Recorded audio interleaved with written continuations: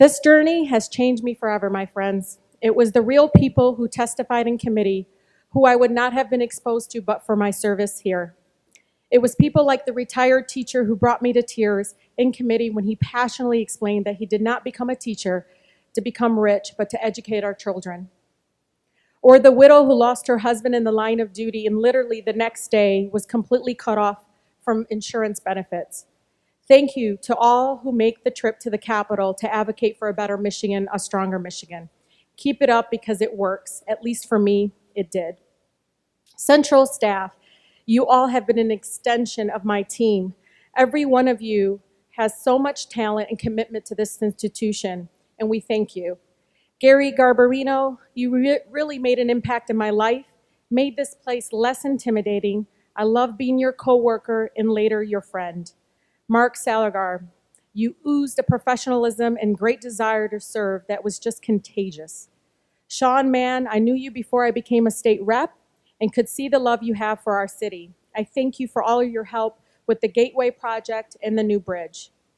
Alicia Guevara and Dan Dundas, my DHS partners, thank you for your tremendous support during a challenging time on the committee. Maureen Watson, you played a major role in my successes on appropriations. I can't thank you enough for the long hours and tremendous work you put in every single day preparing us for committee. Rachel Richards, you are a great, great colleague, and I say colleague because you have one of the strongest work ethics and you do it all while being an amazing mother. Thank you for your service.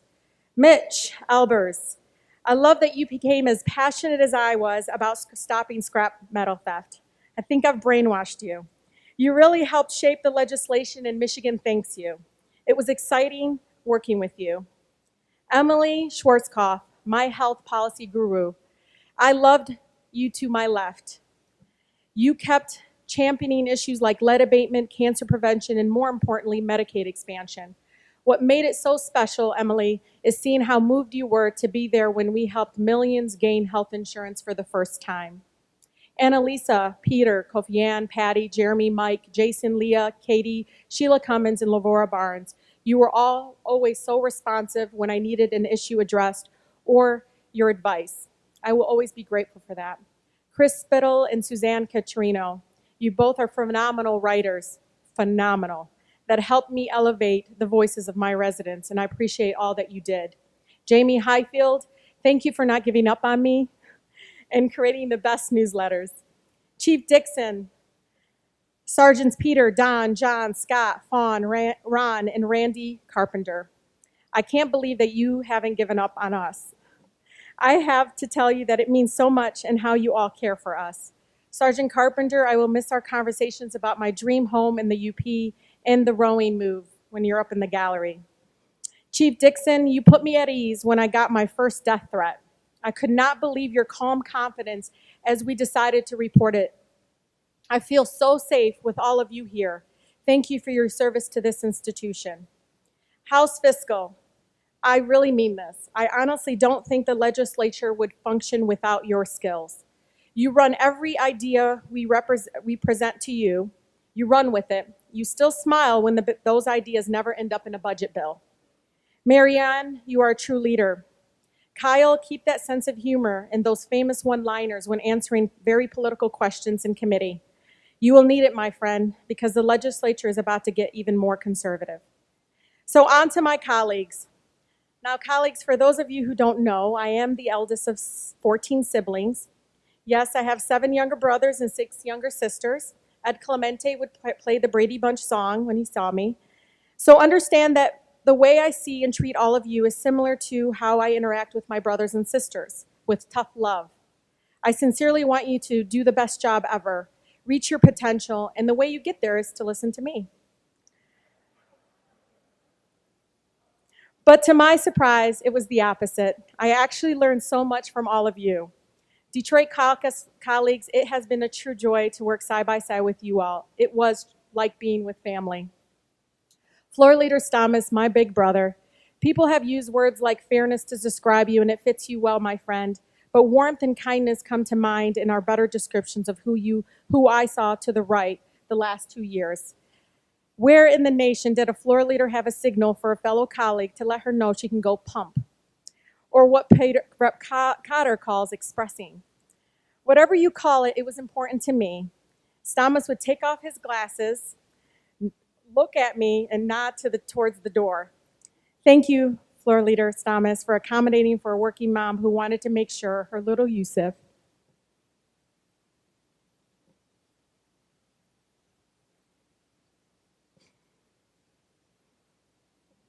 can grow up healthy. Bill Rogers, thank you for allowing one of my mothers from my district, to provide her testimony in Spanish without hesitation or judgment. Chairman Rogers saw that she spoke wonderful English, but was very scared to do so in such a formal setting. She went back home feeling empowered and welcomed because if you remember, Bill, she ended up doing it mostly in English. And I will never forget your kindness and patience with her. Al Pachoka, I know I pronounced your last name wrong. I am really going to miss your chin move, or what I call ready to rumble. I can't do it. I've tried. Thank you for not asking them to move you after my mumbling through the right to work debacle. You are so lucky, Al, that I am petrified of Chief Dixon because it saved you from getting your butt kicked by a girl. Matt Laurie, it says a lot about you, my friend, that you would allow a progressive, say it like it is woman to attend the budget meetings with the department and budget office. I learned so much, and it truly made me a better advocate. Thank you for laughing at my passive-aggressive jokes during our meetings. He did laugh every time.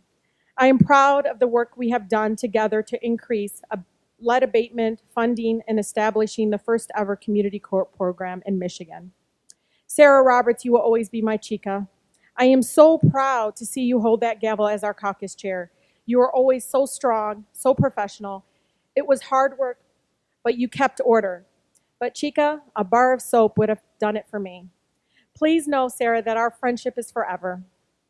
Steve Lindbergh and Gary McDowell, God, I really miss you both. Thank you for always having my back and making me an honorary member of the UP caucus. You never judged me and always respected my work in Detroit. Hamill and LeBlanc, what can I say about you two? You let me into the boys club for a very short time. Thank you for helping me realize that it isn't all that, and it actually pretty much was about egos. But seriously, thank you for your mentorship and your guidance. You were good friends. Dean Durhall, you have been my anchor, my friend. We were a great tag team on appropriations, and your institutional knowledge was a gift. I can't wait to see what's next for you. John Swatulski, sitting next to you for 2 years and being completely ignored was great. I am so confused, really. I am so confused at the fact that you talk to me more now that I don't sit next to you. Thank you, John, for teaching me so much about Lansing politics and reminding me that my district comes first. Paul Muxlow, my scrap buddy, please know that my district knows who you are, and I am positive that if you will get a free meal at any restaurant in Mexican Town. I think your district is still trying to figure out how to pronounce my name. Your leadership during the scrap metal meetings were a treasure. I won't ever forget your commitment. You are truly a man with great integrity, and your district is lucky to have you. You also got a great staffer in Brian. Andy Cantrivas, thank you for eating in my district so much. I love the fact that you would text me after you were done so I wouldn't join you.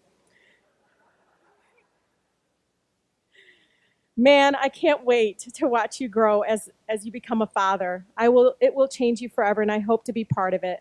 I can't wait to become Khalto Rashida to your kids. David Knizik, ana behibbek aktar.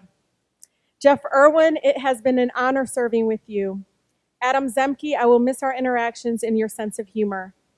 Harvey Santana, it has been a rough ride between you and I, but I will never forget your support when I was going through a very difficult time my second term. I still have your letter. Your advocacy on community benefits this past week is proof that you can take the man out of Southwest Detroit, but you can't take Southwest out of the man. Te quiero mucho, amigo. Tim Grimal, you believed in me even when others tried to push back on the decision to appoint me minority vice chair of appropriations. Thank you for your faith in my work on appropriations, and again, I will never forget it. Vicki Barnett, Lisa Brown, Ellen Kogan-Lipton, you allowed this Muslimah into the Jewish caucus. I love the connection we all had. Lisa, you will always be my sister. Vicki, sharing our story on how you and I work together to make a better Michigan is thrilling each time. Ellen, your passion for education is wonderful. John Walsh, who doesn't like you? Seriously, you are one of the most sincere and genuine people I know. If I was to be forced to choose a Republican to represent me, I would choose you. But remember, I said forced.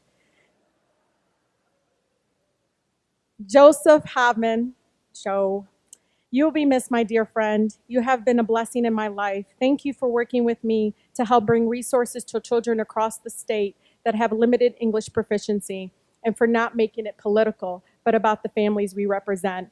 I still remember the time that you came into my office to discuss using another term other than illegal to describe undocumented immigrants in your district. It was fun. That was the day that my respect for you heightened. I think we all settled on unauthorized immigrants. I will always be grateful for our friendship. Doug Geis, you are the one who started the fight between Maddie and I, although you pretend you don't remember, Doug. You and I had a joint meeting with Maddie Maroon. It started so well with him sharing his Arab immigrant story with me as I shared mine. Then Mr. Engineer over here begins questioning the extra pier structure that my district lovingly called the Dukes of Hazzard ramp. When I asked about the Gateway project, the duty-free store, and the 3 gas stations built illegally, Maddie turns to me and says, "Don't tell me what to do in my backyard." And I pause in shock. I respond, "Mr. Maroon, it is my backyard." 6 months later, Maddie, with hired help, launched a recall campaign against me. Literally, my first 6 months as a state rep, I got into a fight with a billionaire with a shrewd reputation and suffered through a failed recall campaign. So thanks, Doug, for starting what turned into one of the biggest fights I took on for my residents. When Steve Tabachman asked me to run, I could not have imagined the journey that was ahead of me. Being the eldest of 14 shaped so much of who I am today, but the community I grew up in did the rest. I grew up the child of Palestinian immigrants in the most diverse part of Detroit, where we have over 20 beautifully different ethnicities. I didn't speak English when I started school. My mother only had 8th grade education, my father 4th grade. I made history within my family, but also Michigan's history in becoming the first ever Muslim woman elected to the Michigan legislature.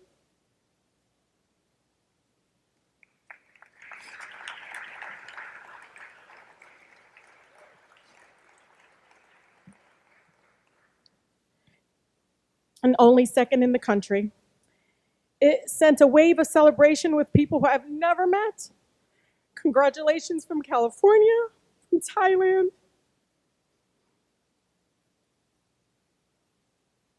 It inspired so many, and it was humbling to have moms and dads bring their kids up to me just so they can meet a Muslim elected official. But for a few incidents, including being asked for my birth certificate in committee, there wasn't nobody in this room.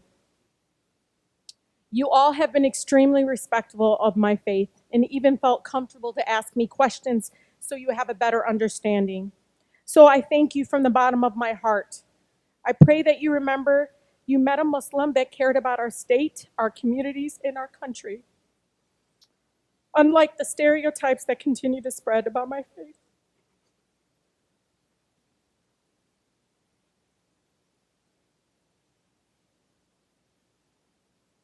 As you all continue your service and commitment to the families you represent, I want to leave you with some thoughts. You will never go wrong, my friends, if you vote your district and allow the issues back home guide you. You will leave here with such respect. Introduction of bills and new laws don't always change lives and sometimes takes years to make an impact in your district. You need to go beyond pressing a button. The power of your letterhead can go a long way in bringing attention to issues important to your families. Use it. The power to convene people can be life-changing for the families and children in your district. Convene them.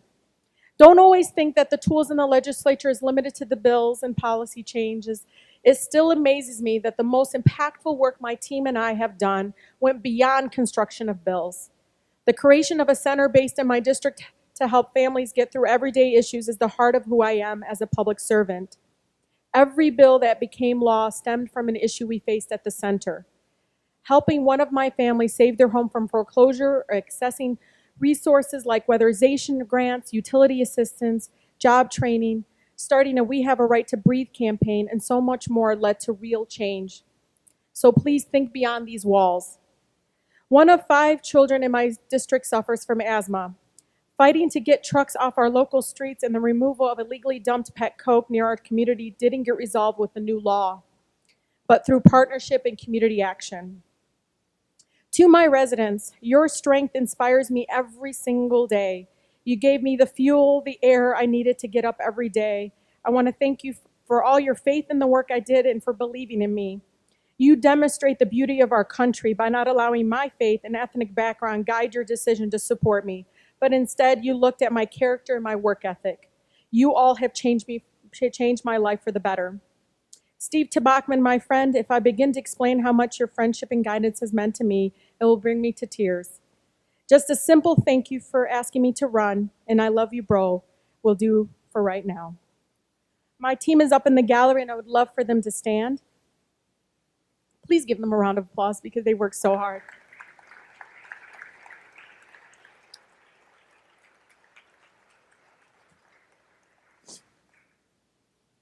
Amanda Kay, you never hesitated, not once, on taking a work-intensive project. You were central to the successes we had the last 6 years. You need to know that you were the glue to our team, and we will never, ever forget it.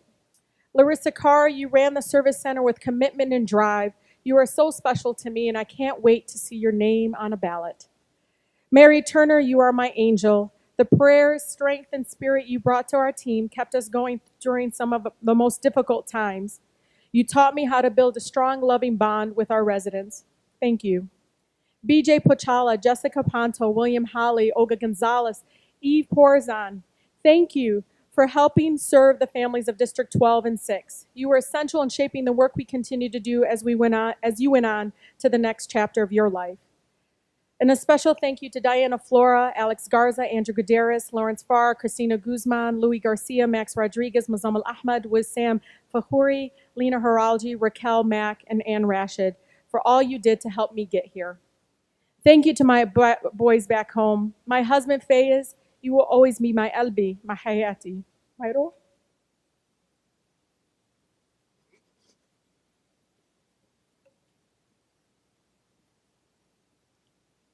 Habibi, you valued what I was doing here, and you were genuinely proud.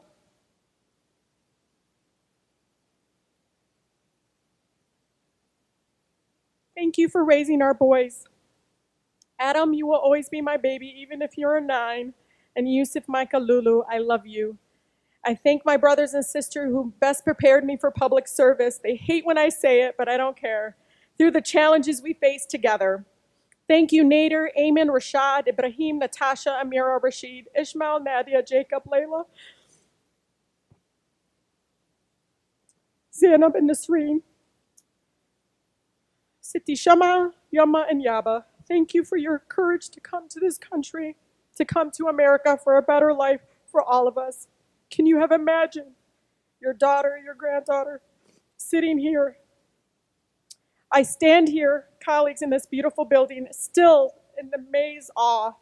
And I think, hey, not bad for a girl who didn't speak English when she started school from Southwest Detroit, a child of Palestinian immigrants. Thank you for being part of this journey with me.